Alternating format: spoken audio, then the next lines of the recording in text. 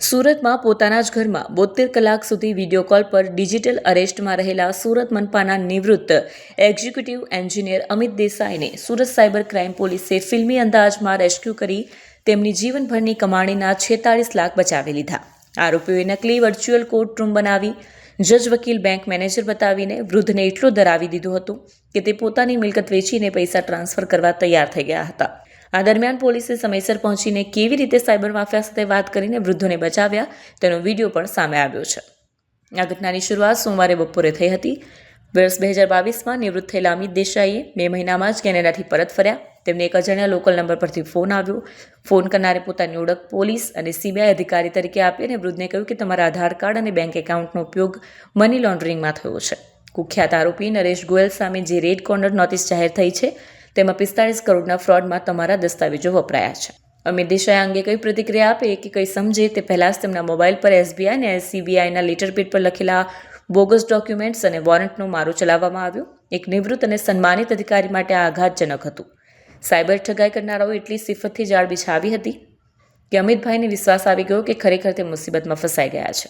આ ડરને વધારવા માટે સાયબર માફિયાઓએ નકલી કોર્ટમાં એક અન્ય આરોપીને 90 દિવસની જેલની સજા ફટકારી અને વૃદ્ધને કહેવામાં આવ્યું કે જો તમારે જેલ નથી જવું તો સહકાર આપવો પડશે. આ દ્રશ્યો જોઈને અમિત દેસાઈ ફફડી ઉઠ્યા. આ ખેલનો અંત ત્યારે આવ્યો કે જ્યારે બુધવારે સાયબર માફિયાઓએ અમિત દેસાઈ પાસે તેમની તમામ પ્રોપર્ટી અને બેંક બેલેન્સ ખાલી કરીને 46 લાખ રૂપિયા આરબીઆઈના નામે આપેલા એકાઉન્ટમાં જમા કરાવવાનું દબાણ કર્યું. આ સમયે અમિતભાઈને શંકા ગઈ અને હિંમત કરીને પોતાના ભાઈને જાણ કરી અને તેમના ભાઈએ તરત જ સાયબર સેલનો સંપર્ક કર્યો. સાયબર સેલના ડીસીપી વિશાખા જૈનની સૂચનાથી પોલીસની એક ટીમ તાત્કાલિક અમિત દેસાઈના ઘરે પહોંચી. જ્યારે પોલીસ દરવાજામાં પ્રવેશી ત્યારે અમિત દેસાઈ તે જ વિજય ખન્ના નામના સાયબર માફિયા સાથે વિડીયો કોલ પર હતા. પોલીસ અધિકારીઓએ ધીમેથી રૂમમાં પ્રવેશ કર્યો અને આખી બાજી પલટી નાખી. પોલીસ અધિકારી જ્યારે અમિતભાઈની બાજુમાં પહોંચ્યા ત્યારે સાયબર માફિયાને કંઈક અજુગતું લાગ્યું. તેણે અમિતભાઈને પૂછ્યું, તમારી બાજુ કોણ છે? આ સાંભળતા સાયબર સેલના અધિકારીએ અમિતભાઈના હાથમાંથી મોબાઈલ આંચકી લીધો અને કેમેરો પોતાની તરફ ફેરવી દીધો. સાયબર સેલનું નિવેદન અને ચેતવણીએ આ સમગ્ર ઓપરેશન પાર પાડનાર સુરત સાયબર સેલના ડીસીપી વિશાખા જૈને જણાવ્યું કે અમને જાણકારી મળતા જ અમારી ટીમ અમિતભાઈના ઘરે પહોંચી. તે સમયે તેઓ સંપૂર્ણપણે ડિજિટલ અરેસ્ટની સ્થિતિમાં હતા અને ખૂબ જ ડરેલા હતા. તેમનું સફળ રેસ્ક્યુ કરાયું છે. વિશે માહિતી આપતા કહ્યું કે આ કોલ્સ અને ઓપરેશન મોટાભાગે વિદેશથી, ખાસ કરીને સાઉથ ઈસ્ટ એશિયાના દેશોમાંથી ઓપરેટ થતા હોય છે. અમે નંબર ટ્રેસિંગ શરૂ કર્યું છે અને આરોપી સુધી પહોંચવા માટેના ચક્રો ગતિમાન કર્યા છે. મારું નામ અમિત કુમાર જયંતકુમાર દેસાઈ છે. હું સુરત મહાનગરપાલિકામાં એક્ઝિક્યુટિવ એન્જિનિયર તરીકે રિટાયર થયો છું 30/6/2022ના રોજ. અને તારીખ 17/11ના રોજ 17/11/2025ના રોજ બપોરે 3:30 કલાકે ટાઈમાંથી મારા પર ફોન આવ્યો અને મારા આધારની ઝેરોક્સ પરથી કોઈ મુંબઈમાં કાર્ડ લીધું છે અને એ કાર્ડથી મુંબઈના લોકોને સેક્સ અને પોર્નોગ્રાફીને રિલેટેડ બધા મેસેજીસ મોકલે છે અને હેરેસમેન્ટ કરે છે. એ રીતની ફરિયાદ નોંધાઈ છે મારી સામે મુંબઈમાં. એમ કરીને એમણે મને મુંબઈ ક્રાઇમ બ્રાન્ચની અંદર વાતચીત કરાવી. એ મુંબઈ ક્રાઇમ બ્રાન્ચની વાતચીત દરમિયાન એ લોકોએ ક્લિયરન્સ માટે હેડક્વાર્ટર ફોન કરીને ત્યાં તપાસ કરતા મને મની લોન્ડરિંગ કેસમાં પણ હું ઇન્વોલ્વ છું એ રીતનું એ લોકોએ ચાલુ કર્યું અને મારી સીબીઆઈ ઇન્ક્વાયરી કરવી પડશે એમ કરીને પછી એ લોકોએ સીબીઆઈમાં મારો કોલ ટ્રાન્સફર કર્યો અને મને વોટ્સઅપ નંબર મોકલ્યો કે આ નંબર પર કોલ કરો, વિડીયો કોલ. અને ત્યાર પછી સીબીઆઈમાં વોટ્સઅપ કોલથી વાત કરાવી અને તેની અંદર એ લોકોએ મારી પાસે બધી મારી ડિટેલ મેળવી લીધી અને મને મની લોન્ડરિંગ કેસ નરેશ ગોયલના કેસમાં 538 કરોડના ગોટાળામાં એક મારા નામનો એટીએમ કાર્ડ યુઝ થયો છે અને જેનાથી 2 કરોડનું ટ્રાન્ઝેક્શન કર્યું છે નરેશ ગોયલ. એ રીતની આખી સ્ટોરી બનાવી એ લોકોએ. અને ત્યાર પછી એ લોકોએ મારી સામે બીજે દિવસે ઈડીનું ટ્રાન્સફર, મારું ધરપકડ એરેસ્ટ ઓર્ડર કાઢ્યો અને મને બધા ડોક્યુમેન્ટ્સ મોકલ્યા. અને પછી એમાંથી બચવા માટે એવું કીધું કે બપોર પછી કોર્ટ સમક્ષ વિડીયો કોલથી હાજર રહેવાનું રહેશે. જજ આગળ રજૂઆત કરો, જો બચી જાવ તો કસ્ટડી ન થાય. એટલે ત્યાર પછી જજ સમક્ષ મારું હિયરિંગ કરાયું. તેમાં જજ, 2 વકીલ, સીબીઆઈનો સ્ટાફ, પોલીસ બધા હાજર હતા અને મારી સાથે કેનરા બેંકનો બીજો મેનેજર પણ હતો. અને એ બેનું હિયરિંગ થયું અને તેની અંદર મને પછી કીધું કે તમને બાકાત રાખી છે પણ તમારે સહકાર આપવો પડશે, તમારી બધી વિગત આપવી પડશે, ફાઇનાન્શિયલ એસેટ્સ બધી આપવી પડશે.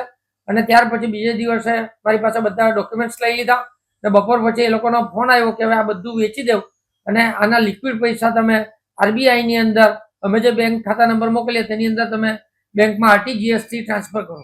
અને આ વાત આવતા મેં મારા ભાઈને કોલ કર્યો અને મારા ભાઈએ સાયબર સેલમાં દેસાઈ સાહેબને ફોન કર્યો. દેસાઈ સાહેબે પોલીસની ટીમ મોકલી, તરત ટીમ આવી ગઈ અને મારું વિડીયો કોલિંગ એ દરમિયાન એમની સાથે ચાલુ જ હતું. અને તેની અંદર એ લોકોએ બધી વાતચીત સાંભળી અને પછી મારો કોલ એક પોલીસવાળા સાહેબે લીધો અને તેમાં વિડીયો કોલ બંધ કરીને પેલા ભાઈને કીધું તમારો ચહેરો બતાવો, પણ પેલા ભાઈ ચહેરો નહીં બતાવ્યો. થોડી રકઝક થઈ પણ નહીં થયું ને ત્યાર પછી કોલ બંધ કરી દીધો.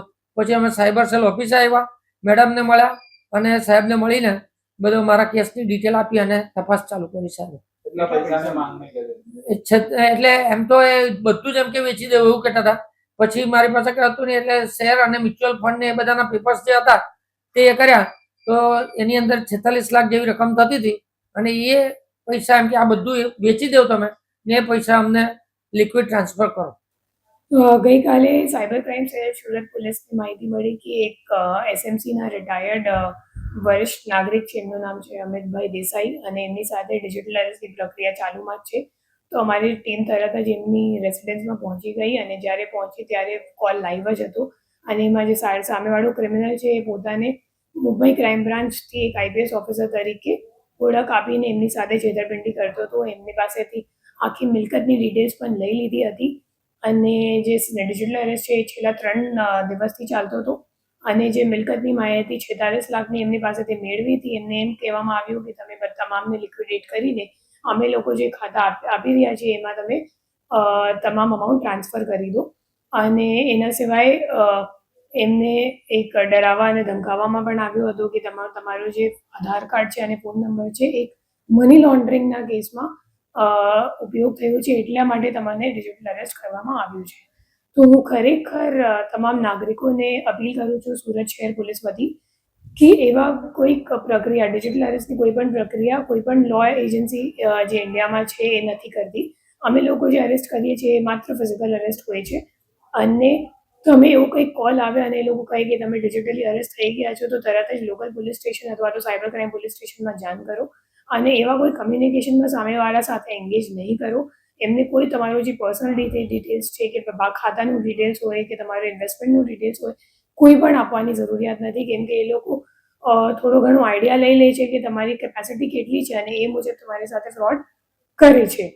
તો એટલા માટે કોઈ પણ આવા કમ્યુનિકેશનમાં સામેવાળાને એંગેજ નથી કરવાનું અને તરત જ પોલીસને જાણ કરવાનું.